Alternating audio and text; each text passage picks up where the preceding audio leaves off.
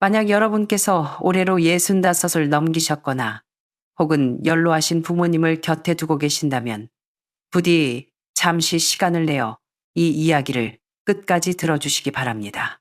왜냐하면 이것은 머지않아 저와 여러분이 직접 마주하게 될지도 모르는 차가운 현실이기 때문입니다. 오늘 이야기의 주인공은 75살의 어르신입니다. 그분은 뇌졸중으로 쓰러진 것도 아니고 치매로 기억을 잃은 것도 아닙니다. 그저 세월의 흐름 속에 몸이 서서히 낡아가며 혼자서도 거뜬하던 일상이 누군가의 손길 없이는 불가능해진 것뿐입니다. 하지만 그 과정에서 겪은 일들은 뼛속까지 시릴 만큼 비참했습니다. 아들네 집으로 들어갔더니 며느리에게 시한폭탄 취급을 받았고, 딸네 집으로 옮겼더니 사위의 무심한 한마디에 밤새 잠을 설쳤습니다. 결국 외국인 간병인을 고용했지만 믿었던 도끼에 발등 찍히듯 통장 카드를 도용당했고, 마지막으로 선택한 요양원에서는 매일 밤 불면증에 시달리다 중병까지 얻었습니다.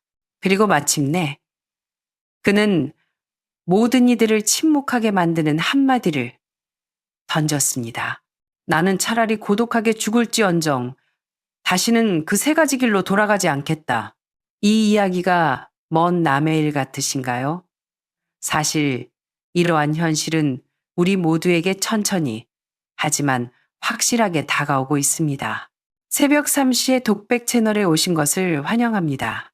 오늘 영상에서는 이 어르신이 인생의 황혼기에 어떤 선택을 내렸는지, 그리고 어떻게 그 선택이 그의 노년을 완전히 뒤바꿔 놓았는지 함께 살펴보겠습니다. 다음은 어르신의 육성 고백입니다. 죽는 건 두렵지 않습니다. 내가 진짜 두려운 건 숨이 붙어 있는 마지막 순간까지 자식들 눈에 치워버리고 싶은 짐짝으로 비치는 것입니다.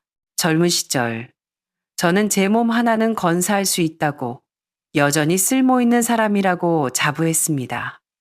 늙어서 남에게 짐이 되리라고는 상상조차 못했죠. 제 이름은 김영호. 올해 75입니다. 아내는 3년 전에 먼저 떠났고 두 아이는 모두 결혼해서 분가해 각자의 삶을 살고 있습니다.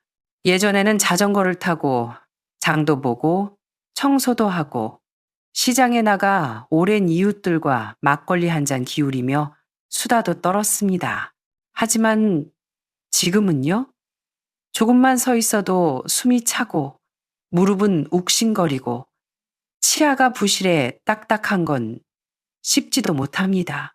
집안 청소 한번 하려고 하면 마치 마라톤을 완주한 것처럼 온몸이 녹초가 됩니다. 가장 무서운 건 몸이 말을 안 듣게 되고 나서야 비로소 제가 어떻게 늙어가야 하는지에 대해 아무런 준비도 하지 않았다는 걸 깨달았다는 겁니다.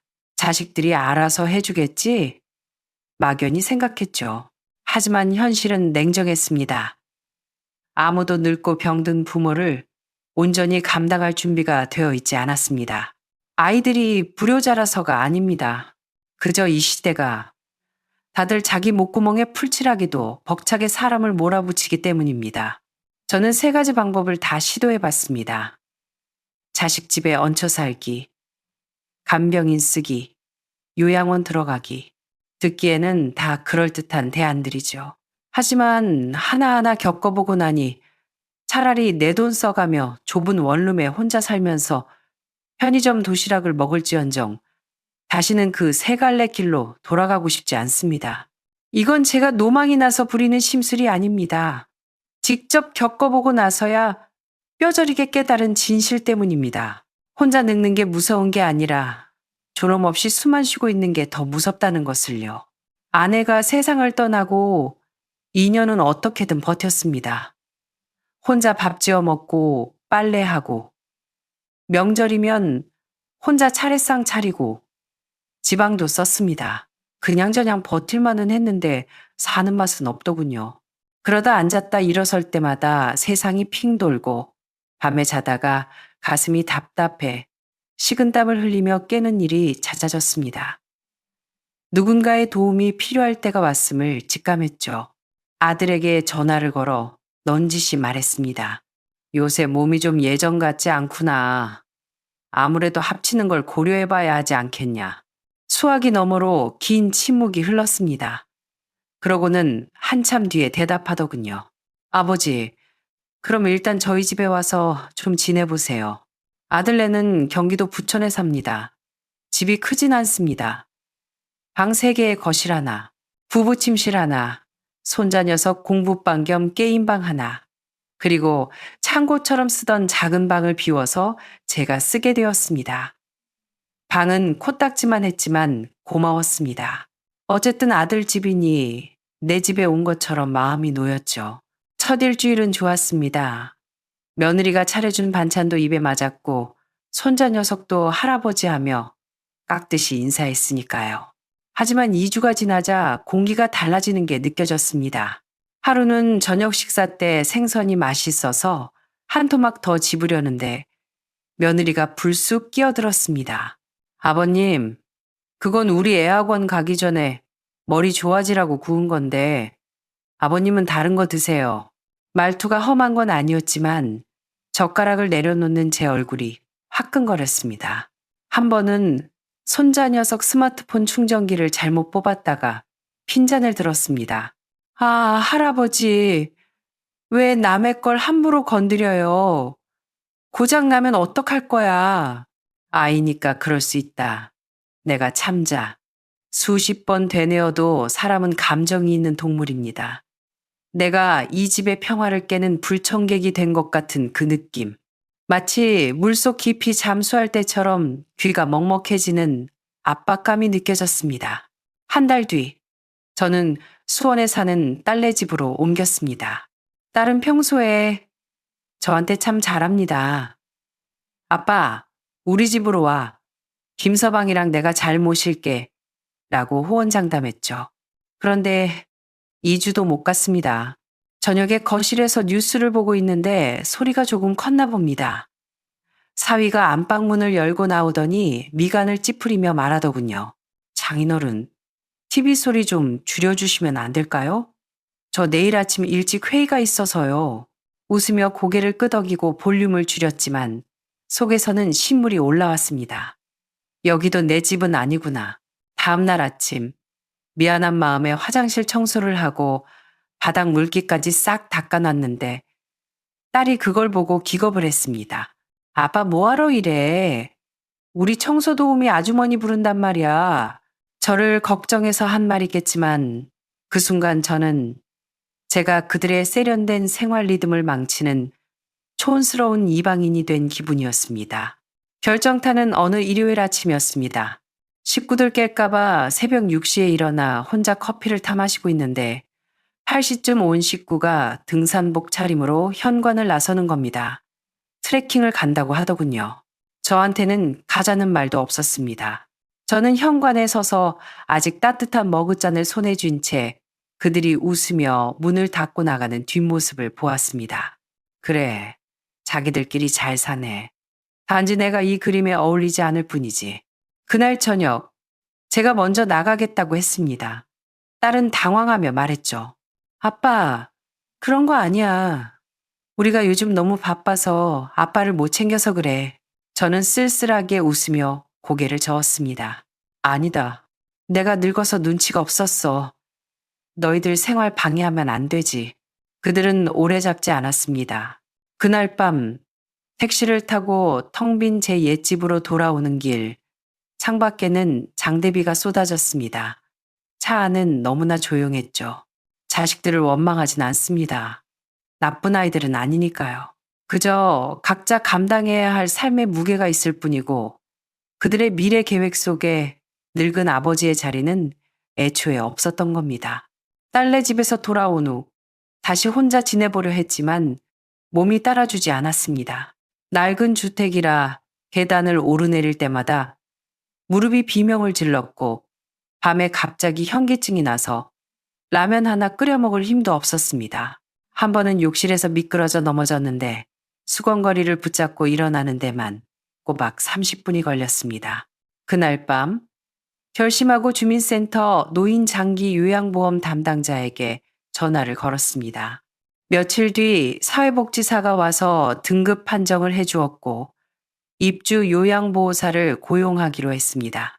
외국인 간병인을 소개받았는데 비용이 만만치 않았습니다. 월 200만 원이 훌쩍 넘는데 장기요양 급여 지원을 받아도 제 주머니에서 나가는 돈이 꽤 됐습니다. 그래도 뼈 부러져서 누워있는 것보단 낫다 싶어 결정을 내렸죠. 베트남에서 왔다는 30대 초반의 간병인이 왔습니다.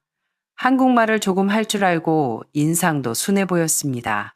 처음엔 싹싹했습니다. 밥도 제때 차려주고 빨래도 하고 약 먹을 시간도 챙겨줬습니다. 쌀국수라며 끓여준 국물이 제법 시원해서 식당 차려도 되겠다고 칭찬해주면 수줍게 웃곤 했습니다. 그래, 말동무도 생기고 밥도 챙겨주니 이만하면 호강이다 싶었죠. 하지만 석 달이 지나자 본색이 드러났습니다.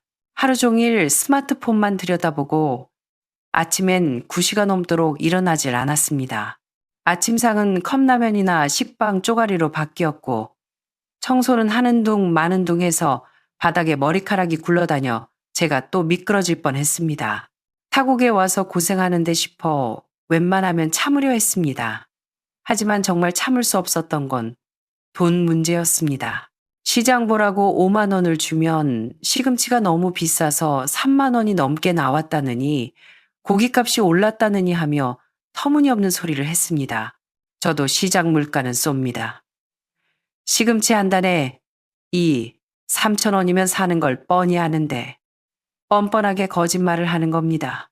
야, 채소값이 그렇게 올랐냐? 하고 물으면 천연덕스럽게 고개를 끄덕입니다. 네, 할아버지, 한국 물가 너무 비싸요. 저는 더 따지지 않고 몰래 그녀가 사온 품목과 가격을 적어두었다가 인터넷으로 시세를 확인했습니다. 배신감에 손이 떨리더군요. 딸이 왔길래 이 사실을 알렸더니 딸이 영수증을 확인하고는 기가 차서 말했습니다. 아빠, 이건 도둑질이야. 혹시 아빠 카드도 맘대로 쓴 거 아니야? 그날 밤 침대에 걸터 앉아 통장을 확인해 봤습니다. 심증은 있는데 물증이 없더군요. 사실 돈 몇 푼 떼어 먹는 것보다 더 아픈 건 내 몸을 온전히 맡겨야 하는 사람을 더 이상 믿을 수 없게 되었다는 공포였습니다. 내 밥, 내 빨래, 내 안전이 전부 저 사람 손에 달려 있는데 신뢰가 깨지니 지옥이 따로 없더군요. 결국 중개업체를 불러 계약을 해지했습니다.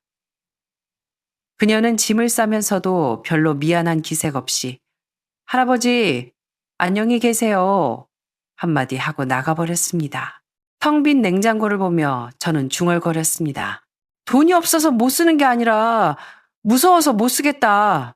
간병인을 내보내고 나니 집안이 절간처럼 고요했습니다. 다시 혼자 밥을 차리고 설거지를 하는데 그릇 하나 씻는 게 천근만근이었습니다. 나이는 못 속인다는 말이 뼈에 사무쳤습니다. 결국 친구들의 만류에도 불구하고 요양원 입소를 결정했습니다. 거기 들어가면 고려장이나 다름없다던데. 친구의 걱정에 저는 쓴웃음을 지었습니다. 그럼 어디로 가냐? 길바닥에 나 앉을 순 없잖아. 경기도 외곽에 있는 중형 요양원을 택했습니다. 월 200만 원 정도면 식사, 청소, 간병까지 다 해준다니 합리적이라 생각했죠. 입소하던 날 딸아이가 짐가방을 들어주며 문 앞에서 한참을 망설였습니다. 아빠, 조금이라도 불편하면 바로 말해. 억지로 참지 말고. 저는 짐짓 태연하게 말했습니다. 이게 다 작전상 후퇴야. 늙으면 전략적으로 살아야지. 하지만 첫날 밤 저는 이곳이 지옥의 또 다른 이름임을 깨달았습니다. 3인실을 썼는데 커튼 하나 사이로 옆 침대 할아버지는 기차 화통 삶아 먹은 듯 코를 골았고 잠꼬대로 도망쳐! 불이야! 하고 소리를 질러대기 일쑤였습니다.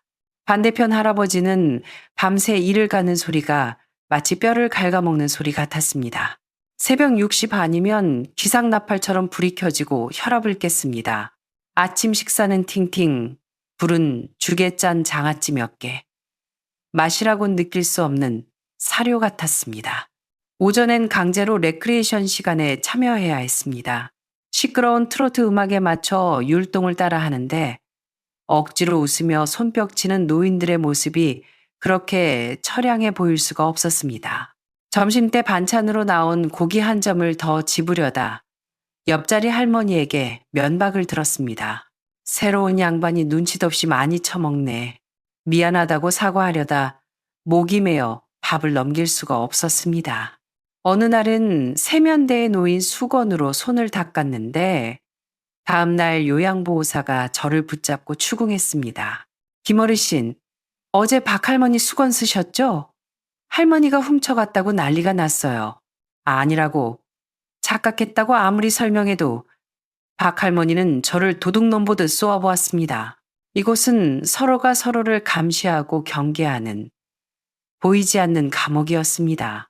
밤에는 불면증, 낮에는 무기력증. 멍하니 침대에 앉아 벽만 바라보는 시간이 늘어갔습니다. 의사가 회진을 돌며 묻더군요. 어르신, 요즘 어떠세요? 저는 힘없이 대답했습니다. 여기 사람들이 날 돌봐주는 건 맞는데 내가 인간으로 사는 건지 짐승으로 사육당하는 건지 모르겠습니다.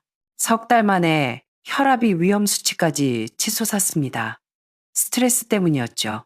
면회 온 딸을 붙잡고 사정했습니다. 나 좀 여기서 꺼내다오. 여긴 사람이 살 곳이 못 된다. 요양원을 도망치듯 빠져나와 다시 옛집으로 돌아온 날, 집안엔 먼지가 뽀얗게 앉아 있었지만 공기마저 달콤하게 느껴졌습니다. 거실 벽에 걸린 아내의 영정 사진을 보며 혼잣말을 했습니다. 나 왔어. 당신도 내가 그딴 곳에 처박혀 있는 꼴 보기 싫었지? 그날 밤 불도 켜지 않은 어두운 거실 소파에 앉아 곰곰이 생각했습니다. 아들집, 딸집, 요양원. 그 어디에도 내가 마음 편히 발뻗을 곳은 없었습니다.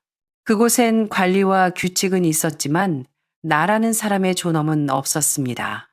도움 준 사람들을 탓하는 게 아닙니다. 자식들은 할 만큼 했고 간병인도 요양원도 자기들 방식대로 일했을 뿐입니다. 하지만 깨달았습니다. 남이 베푸는 돌봄이란 결국 내 삶의 주도권을 그들에게 넘겨주는 일이라는 것을요. 눈치 보고 비위 맞추고 괜찮은 척 연기하는 삶. 이제는 지쳤습니다. 그때 머릿속에 번뜩이는 생각이 스쳤습니다. 내 집을 팔아서 작은 아파트로 옮기자. 병원도 가깝고 시장도 가까운 곳으로. 그리고 딸아이에게 정당한 대가를 지불하고 반찬 배달을 부탁하자. 내 돈 내고 당당하게 서비스를 받는 거야. 그게 진짜 존엄하게 늙는 길 아닐까? 며칠 뒤 딸이 반찬을 싸들고 왔길래 조심스레 말을 꺼냈습니다. 얘야, 아빠가 좀 이기적인 생각을 해봤는데 들어보렴. 거절해도 괜찮다. 딸은 의아해하며 저를 쳐다봤습니다. 아빠, 말씀해보세요. 이 집 너무 크고 낡아서 내가 관리가 안 된다. 이걸 팔아서 네 집 근처에 있는 작은 오피스텔이나 소형 아파트로 이사하고 싶어. 그리고 네가 만약 괜찮다면 매달 내가 생활비를 넉넉히 줄 테니 내 밥 좀 챙겨줄 수 있겠니? 이건 딸로서 효도하라는 게 아니라 내가 너를 가사 도우미로 고용하는 셈 치자. 싫으면 그냥 반찬 가게에서 사 먹으면 되니까 부담 갖지 마라. 딸은 멍하니 있다가 눈시울을 붉혔습니다. 아빠, 왜 그렇게 남처럼 말해요? 내가 돈 때문에 아빠 밥 해주는 사람이야? 아니, 그렇게 해야 내가 마음이 편해서 그래. 공짜 밥은 얹혀 사는 기분이 들지만 내 돈 내고 먹으면 당당하잖니. 그리고 너도 이제 곧 정년퇴직이라며 소일거리 삼아 아빠 좀 받아오. 한참을 고민하던 딸이 고개를 끄덕였습니다. 알았어요. 대신 조건이 있어요. 매년 건강검진 꼭 받으시고 아프면 바로 말하기.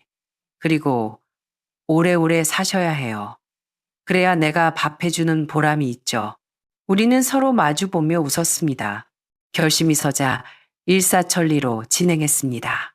30년 넘게 산 정들었던 2층 양옥집, 아이들이 뛰어놀던 계단, 아내와 함께 가꾼 화단, 모든 추억을 뒤로 하고 집을 내놓았습니다. 시세가 좋아 8억 원 정도에 팔렸습니다. 그 돈으로 딸네 집 근처 신도시의 깔끔한 18평짜리 소형 아파트를 5억 원에 샀습니다. 엘리베이터도 있고 보안도 잘 돼 있는 곳으로요. 이사 비용과 수리비를 제외하고도 현금 3억 원 정도가 남았습니다. 아들이 소식을 듣고 달려왔습니다. 아버지, 너무 갑작스러운 거 아니에요? 상의도 없이. 저는 웃으며 말했습니다. 집이 너무 커서 감당이 안 돼. 그리고 나중에 너희 둘 이 집 가지고 싸우는 꼴 보기 싫어서 미리 정리했다. 이사하던 날 짐은 단출했습니다. 옷가방 2개와 아내 사진, 그리고 가족 사진 몇 장, 남은 돈 3억 원 중 1억 원을 뚝 떼어 아들과 딸에게 5천만 원씩 이체해 줬습니다. 아이들은 기겁하며 다시 돌려보내려 했습니다. 아버지, 이거 노후 자금으로 쓰셔야죠. 병원비도 드셔야 하고. 저는 단호하게 말했습니다. 내가 너희 키우고 공부시키느라 고생했는데 이건 내가 주는 마지막 목돈이다. 안 받으면 너희 집에 발길 끊을 테니 그리 알아라. 어쩔 수 없이 돈을 받은 아이들. 그런데 참 신기한 일이 벌어졌습니다. 그날 이후로 아들이 틈만 나면 안부 전화를 하고 무뚝뚝하던 손자가 넷플릭스 보는 법을 알려주겠다며 제 새 집에 드나들기 시작한 겁니다. 돈 때문만은 아닐 겁니다. 제가 짐이 아니라 여유 있는 어른이 되자 아이들도 저를 대하는 부담감이 사라진 거죠.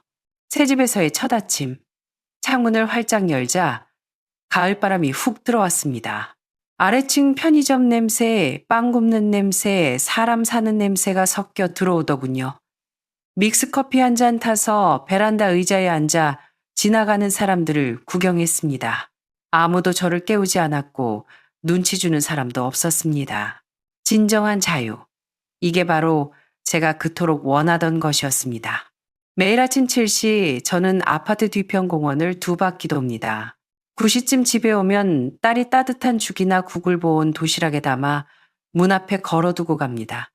쪽지와 함께요. 아빠, 혈압약 잊지 마세요. 점심 저녁도 딸이 챙겨준 반찬으로 해결합니다. 매달 150만 원씩 딸에게 보내주는데 딸은 한사코 거절하다가 제 고집에 못 이겨 그럼 아빠 용돈 모아두는 셈 칠게 라며 받습니다. 낮에는 노인복지관에 나가 스마트폰 활용 교육도 받고 일주일에 2번은 공동급식소에서 동네 친구들과 어울려 밥을 먹습니다. 거기서 만난 친구들과 어느 마트가 계란이 싸다, 요즘 정세가 어떻다 하며 수다를 떨다 보면 학창시절로 돌아간 기분입니다. 어느 날 오후 복지관에서 돌아와 냉장고 정리를 하고 있는데 아래층 사는 부인과 마주쳤습니다. 어르신, 혼자 사시면 외롭지 않으세요? 저는 땀을 닦으며 웃으며 대답했습니다. 혼자 있는 게 외로운 게 아닙니다. 할 일이 없고 스스로를 돌볼 줄 모를 때가 진짜 외로운 거죠. 그분은 잠시 멍하니 있다가 고개를 끄덕이더군요. 맞는 말씀이네요. 우리 남편은 집에만 있으면 삼식이처럼 밥 타령만 하는데 어르신이 부럽습니다. 예전엔 저도 노년이란 자식들 북적거리며 사는 게 최고인 줄 알았습니다. 하지만 그게 서로의 희생과 인내로 유지되는 거라면 그건 행복이 아니라 고문입니다. 저는 더 이상 누군가의 스케줄에 저를 맞추지 않습니다. 일어나는 시간, 밥 먹는 메뉴, TV 채널, 모든 것이 제 통제 하에 있습니다. 누군가의 삶에 기생하지 않아도 내 존재를 느낄 수 있는 삶, 그게 진짜 독립이었습니다. 지금도 베란다에서 발톱을 깎으며 트로트를 흥얼거립니다. 잘 마른 빨래 냄새를 맡으며 생각합니다. 누가 안 찾아오면 어때? 오늘 하루 내 기분이 이렇게 좋은데 혼자 늙어가는 게 두렵지 않냐고요? 솔직히 두렵습니다. 하지만 자식들에게 짐이 되어 그들의 눈빛이 차갑게 식어가는 걸 보는 게 100배, 1000배 더 두렵습니다. 저는 아들 집에서의 눈칫밥, 간병인의 배신, 요양원에서의 사육, 그 3번의 실패를 통해 배웠습니다. 남이 내 노후를 디자인하게 두지 말고 내가 먼저 밑그림을 그려야 한다는 것을요.